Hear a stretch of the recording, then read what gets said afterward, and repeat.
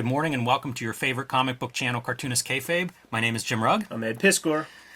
Alex Toth, one of my favorite cartoonists. We are going to go through the Alex Toth Doodle Book, which features correspondence between Toth and John Hitchcock. And if you know Toth a little bit, you know that he wrote lots of letters and drew all over those letters. This is going to be a fun one.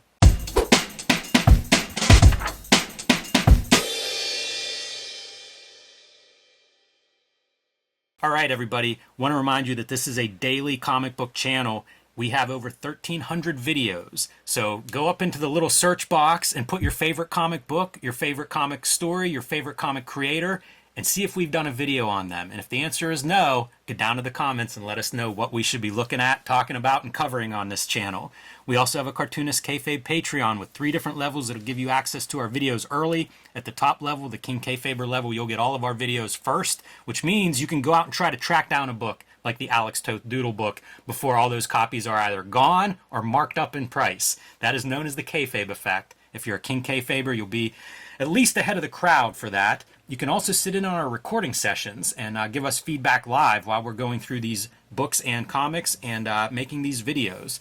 And one last announcement. We will be at Baltimore Comic-Con, September 8th, 9th, and 10th. It's our last Comic-Con of the year, so if you're anywhere near Baltimore, come on out. It's a great show for comic book fans, and we look forward to meeting you there. So, this is a cool book. Any Alex Toth books that seems like they get published, they get sold out, they go up in price. An artist who has a reputation as being an artist, and a lot of my friends, you'll see Alex Toth books on their shelves. This is the good stuff as far as I'm concerned. And in this case, published by Jeff Parker, another cartoonist, but it features the correspondence between Alex Toth and John Hitchcock, who has published several Alex Toth books. So a longtime close associate with Toth, and a chance to not just see some Toth art, but also to read the back and forth correspondence of, I think it's about 25 years that they were corresponding back and forth.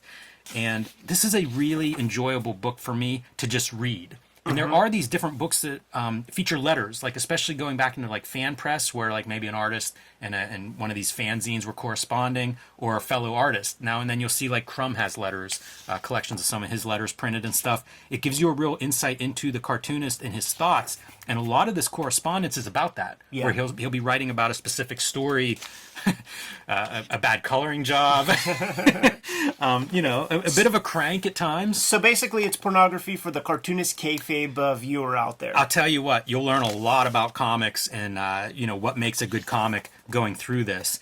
You get to see his beautiful hand lettering, which always stands out to me as remarkable. This is written in like a note. You know, he's not rolling out. There's not Ames lettering guidelines underneath this. This is a master just writing his thoughts down. Yeah, it's cool because like on some level, you know, he's such a rigorous creator.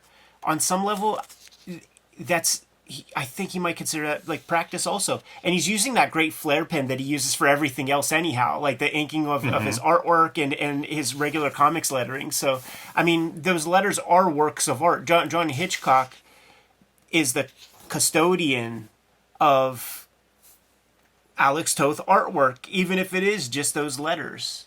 Yeah, and it's so cool. Comics Buyer's Guide accidentally printed Toth's address. So John Hitchcock sent him this letter, and this is how their correspondence, you know, began. And you can see here like how much they actually wrote back and forth.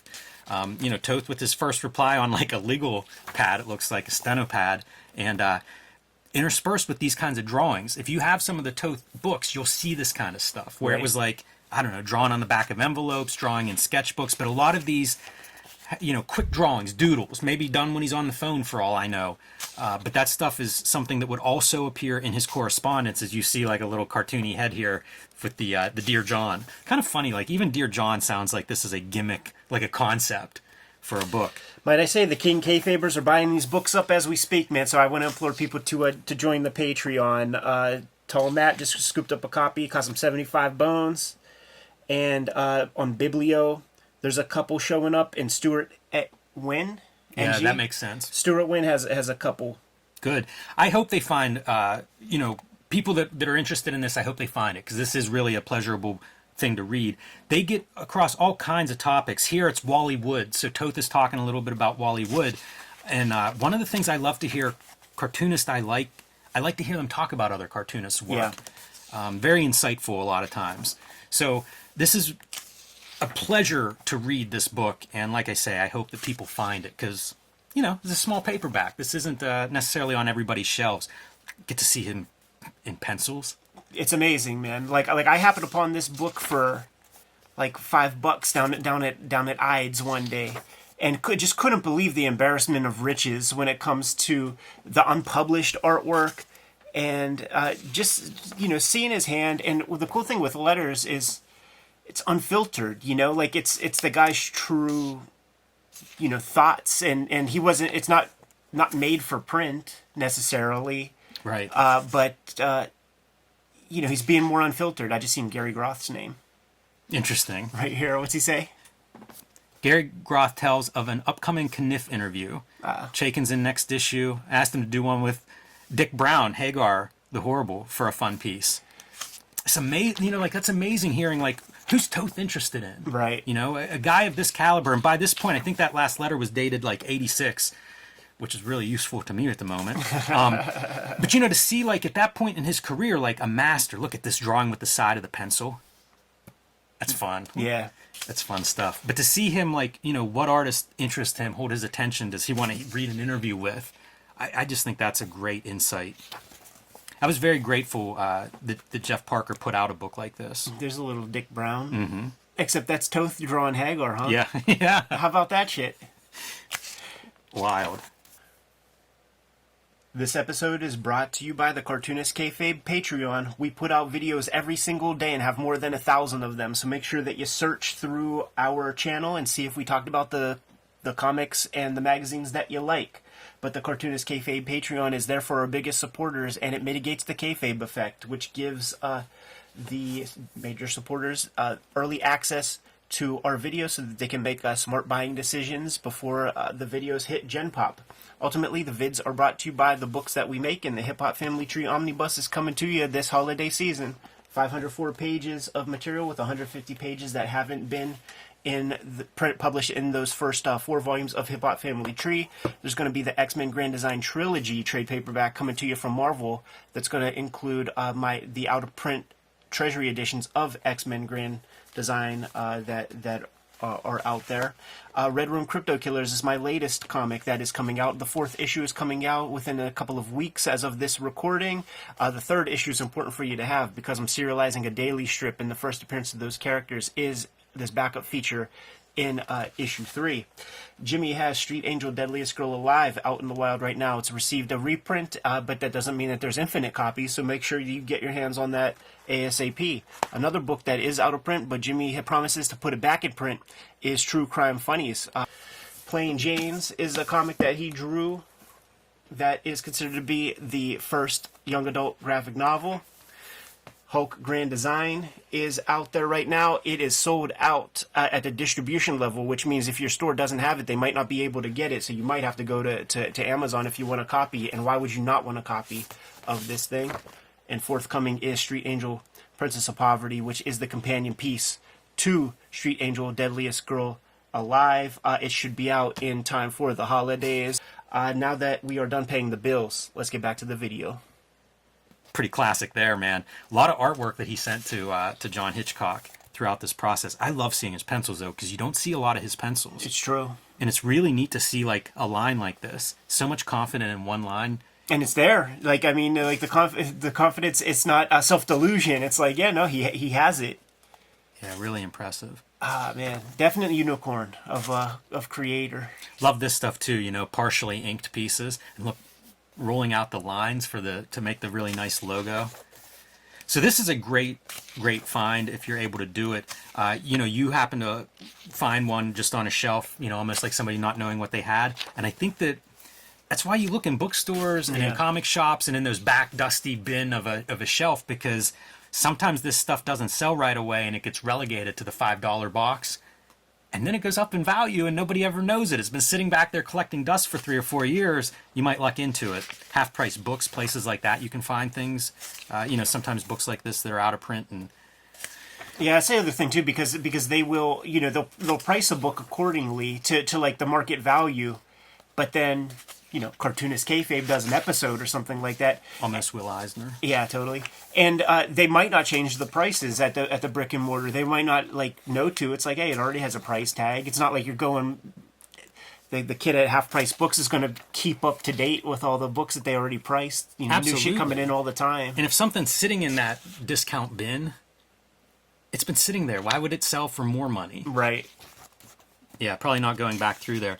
I forgot all the pencil drawings that are in here, but these single line drawings in pencil, his line is just, it's amazing. Usually you see it with that flare pen, but getting to see it in pencil is really nice. Looks like a soft lead too, by the way. I was going to say, that looks line. like a Palomino Blackwing. If I ain't your Ticonderoga, that graphite goes on like butter.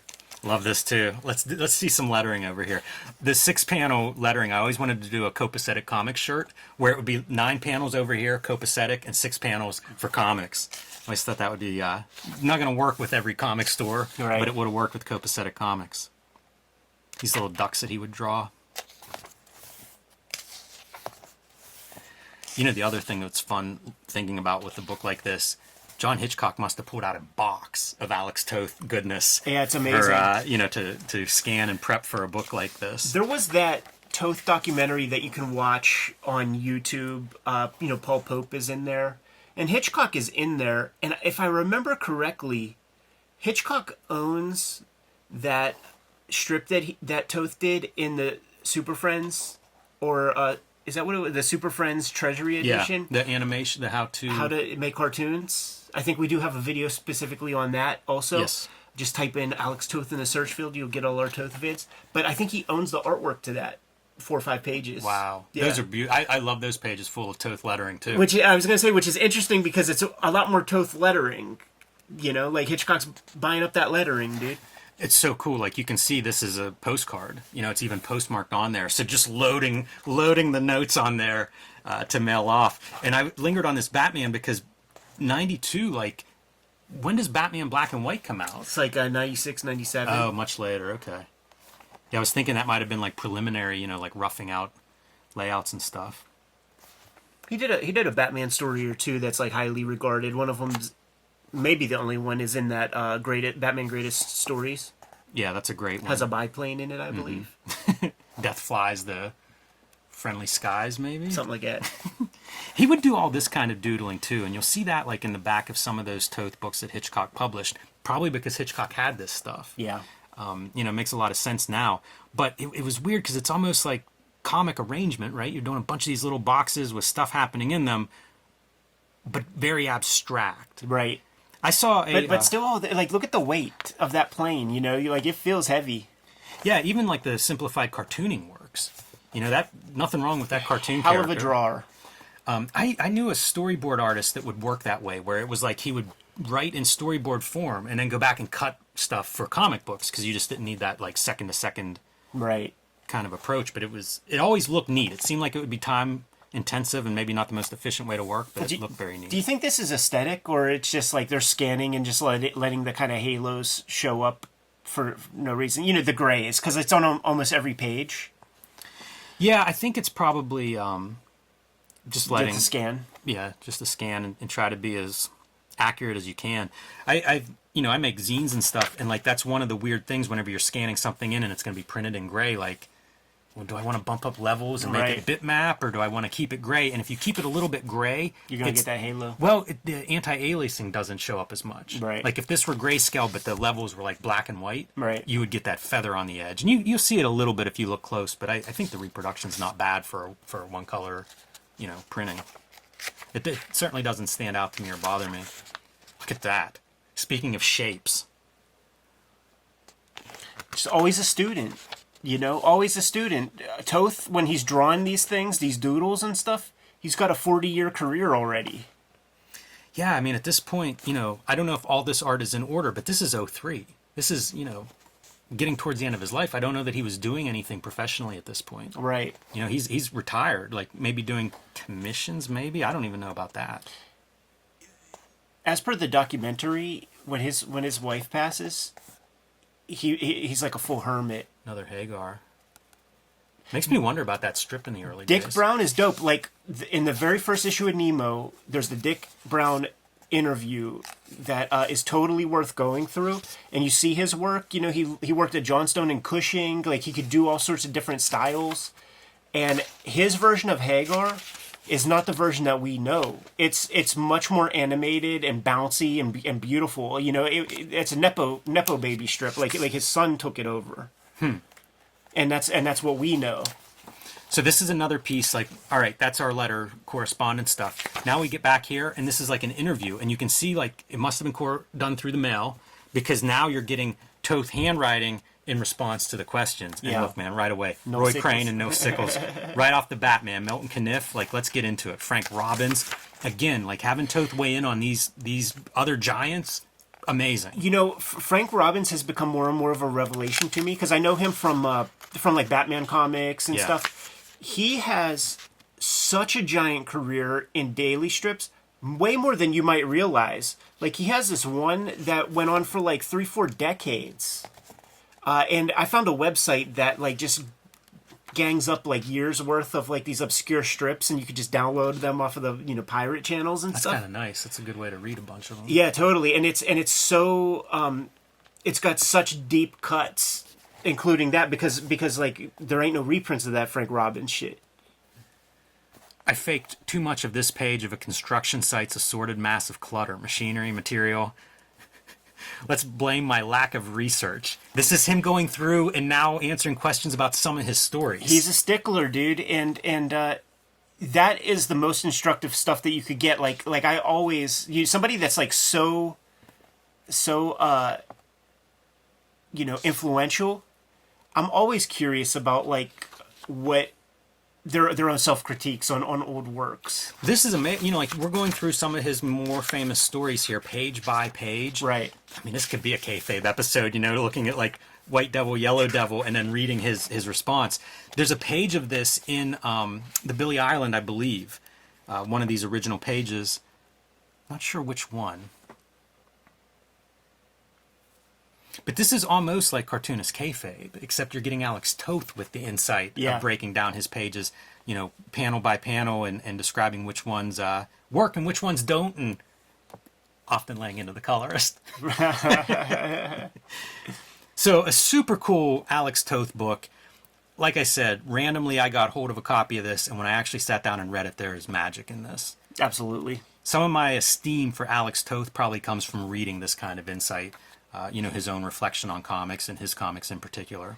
I want this video to do well because there's, and we'll just call attention, it's Hitchcock and Toth all over the place. The Crumb book that you mentioned, it's called Your Vigor for Life Appalls Me. And it's a collection of Crumb interviews, but it's much different. You know, it's a lot of typed interviews, but there's an amazing narrative that goes through there. And that's something I wanted to do a video on for a really long time. And what's cool about the Crumb one is that it's the correspondence with like 3 or 4 different people.